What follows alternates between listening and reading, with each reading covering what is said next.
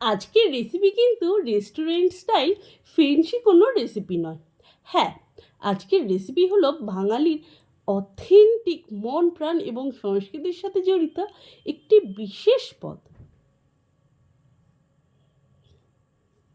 হ্যাঁ, তোমরা ঠিকই শুনেছো আর আমি ঠিকই বলেছি। তো প্রথমেই বলে নিই, এখানে নিয়ে নিয়েছি আমি বিভিন্ন রকম ডাল। না হয়েছে মুগ, মুসুর, ছোলার ডাল, মটর ডাল, বিউলির ডাল, না হয়েছে খালি মটর, না হয়েছে তরকার ডাল। সব কিছুকে ভালো করে ধুয়ে প্রেশার কুক করতে দেব। ইয়েস, তার কারণ হলো আজকে আমরা বানাবো হলো পাঁচন। তো যখন পাঁচনের কথাই উঠলো, তখন পাঁচন সম্পর্কে বিভিন্ন কথা তোমাদের সাথে আজকে শেয়ার করি। বেসিক্যালি পাঁচন রান্না করতে কী কী লাগে? পাঁচন রান্না করতে লাগে নানা রকম সবজি। না, নানা রকম সবজি নয়, সমস্ত রকম সবজি লাগে, সমস্ত রকম ডাল, সমস্ত রকম ভেষজ গুণসম্পন্ন লতা পাতা শাকসবজি। হ্যাঁ, একদমই ঠিক শুনেছ। ছেঁচড়া বা লাবড়া তরকারি যেটাকে বলে, তার থেকে এটা সম্পূর্ণ আলাদা। এই পাঁচনের সাথে রয়েছে আমাদের বাঙালিদের বিভিন্ন নিয়মকানুন, আচার বিচার এবং নানা সংস্কৃতির পরিচয় পাওয়া যায় এই পাঁচনের থেকে। পাঁচন রান্নাটা শখে খুব কম বাড়িতেই করা হয় নিয়ম অনুসারে। হ্যাঁ, যাদের মধ্যে নিয়ম থাকে তারা সংক্রান্তির দিন অর্থাৎ চৈত্র মাসের শেষ দিন এই পাঁচন রান্না করে। পাঁচন রান্নার সাথে রয়েছে নানা রকম নিয়মকানুন।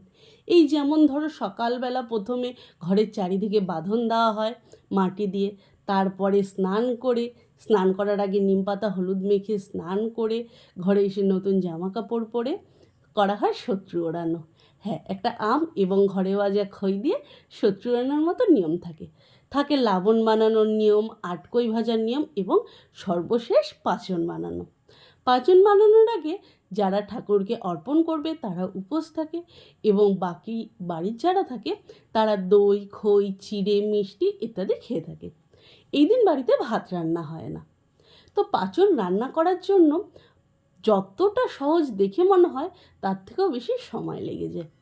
পাঁচন রান্না করতে লাগে নানা রকম সবজি, যেমন ধরো লাউ, কুমড়ো, মিষ্টি আলু, লাল আলু, সাদা আলু, বিভিন্ন রকম ডাঁটা, সরিষার ডাঁটা, সজনের ডাঁটা, লাউ, কুমড়োর ডাঁটা এবং তার শাক, পুঁই শাক, ঢ্যাঁড়স, বেগুন, পটল, ঝিঙা, চিচিঙ্গা, যত সবজি আছে সমস্ত সবজি ব্যবহার করা হবে এবং সব কিছুকেই কাটা হবে একটু বড় বড় করে।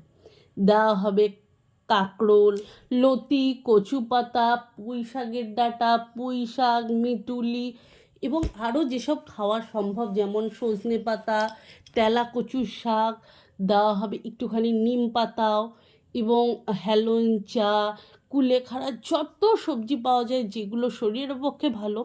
এমনকি সমস্ত সবজি শরীরের পক্ষে ভালো, সমস্ত কিছুর মধ্যেই কিছু না কিছু ভালো গুণ রয়েছে, তাই সমস্ত সবজি দিয়ে এই রান্নাটা হয়। এগুলো কি জানো তো? এগুলো হলো সীতা বেগুন। হ্যাঁ, আমাদের এখানে এটা খুব খাওয়া হয়। সীতা বেগুন আর মটরশুঁটি অনেকটা একরকম দেখতে এবং তিত বেগুনের সাথেও মিল পাওয়া যায়। তো এই সীতা বেগুনকে টেলে বাটলে না দারুণ খেতে লাগে। আমরা তো খুব ভালোবাসি। তো যাই হোক, যেই কথাটা হচ্ছে তাতেই চলে আসি। দেখো, দেওয়া হচ্ছে ক্যাপসিকাম, চিচিঙ্গা, ঝিঙা, পেঁপে, বেগুন, পটল, সমস্ত কিছু। আর এই যে সবজি কাটছে না, এটি হলো আমার মা। হ্যাঁ, যার রেসিপি আমি তোমাদের সাথে শেয়ার করি এবং আমার প্রত্যেকটা ভিডিও ইনি আমাকে সাহায্য করেন, গাইড করেন। এনাকে ছাড়া আমি কিছুই করতে পারতাম না, তোমাদের সামনে শয়ে শয়ে ভিডিও নিয়ে আসা আমার পক্ষে সম্ভব হতো না। এই পাতাটাকে বলা হয় তেলাকচু পাতা। এবং জানো তো, পাচনে আমাদের আরও অনেক নিয়ম আছে। যেমন ধরো, গাছের প্রথম আম, অর্থাৎ গাছ থেকে ছেঁড়া যে প্রথম আম, সেটাই পাচনে দেওয়া হয়।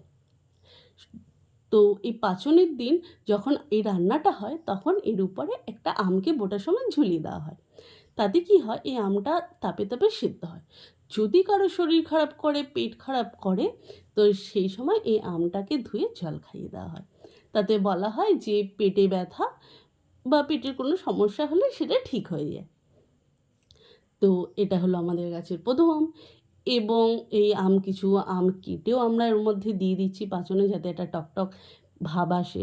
দিচ্ছি বিভিন্ন রকম সবজি, দেখো ছিম দিচ্ছি, লাউ দিচ্ছি, আর এটাও আমাদের গাছের ইঁচড়। মা কত স্ট্রাগল করে কাটছে। হ্যাঁ, তোমরা দেখে আনন্দ নিচ্ছ, আর এদিকে দেখো আমার মা কত কষ্ট করছে। আমি তো মজায় ভিডিও করছি। তো ফার্স্ট টাইম এটা আমাদের আউটডোর শ্যুট, এবং আমরা একটা টেম্পোরারি উনান বানিয়েছিলাম উঠোনে। মাটির উনুন আমাদের কাছে নেই, তো ভাবলাম যেহেতু গ্রামেরই একটা রেসিপি, সেই জন্য একটু মাটির উনানে রান্না করা যাক। তো সেই জন্য একটু ধোয়া ধোয়াও হচ্ছে, ভিডিওতে একটু প্রবলেম হচ্ছে। একটা বড় কড়াই বসিয়ে নেওয়া হয়েছে, দিয়ে দেওয়া হয়েছে তেল, ভেজে নিচ্ছি বড়ি। তার কারণ বড়ির মধ্যেও রয়েছে বিউলির ডাল, আর আমরা তো এখানে সমস্ত কিছু দিতে চাই। আর বড়ি যখন মুখে পড়ে না, একটু একটু দারুণ লাগে।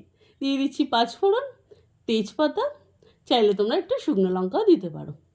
সমস্ত রকম সবজি একবারে ঢেলে দাও, শাক লতা পাতা যা আছে ঢেলে দাও, দিয়ে দাও আলু, ভালো করে নেড়ে চেড়ে নাও। একটু সেদ্ধ হলে তারপরে দাও ইঁচড়। ইঁচড়কে আলাদা করে সেদ্ধ করে নেওয়ার কোনো ব্যাপার নেই। আসলে একটু পরে দেওয়ার রিজন হলো ইঁচড় কাটতে প্রচুর সময় লাগে, আর এখন আমাদের ইঁচড় কাটা চলছে। আর হ্যাঁ, প্রতিবার রান্না করার সময় একই ঘটনা ঘটে। তো বেসিক্যালি তোমাদের বলে রাখি, এতে দেওয়া হয় নুন, হলুদ। তোমরা চাইলে সাদামাটা কোনো মশলা দিতে পারো। আর এখানে আমরা যেহেতু অনেক আগে শ্যুট করছি দেখানোর জন্য, এটা সংক্রান্তির দিন নয়, আমরা ঠাকুরের সামনে দেব না, সেই জন্য আমরা দিয়ে দিচ্ছি পেঁয়াজ, আদা, রসুন, টমেটোর পেস্ট আর কাঁচা লঙ্কার পেস্ট। তবে সংক্রান্তির দিন যখন রান্না হবে, আমরা ঠাকুর ঘরে ঠাকুরের সামনে দেব, সেই সময় আমরা পেঁয়াজ, রসুন এগুলো ব্যবহার করব না, আদা আর কাঁচা লঙ্কা দেবো।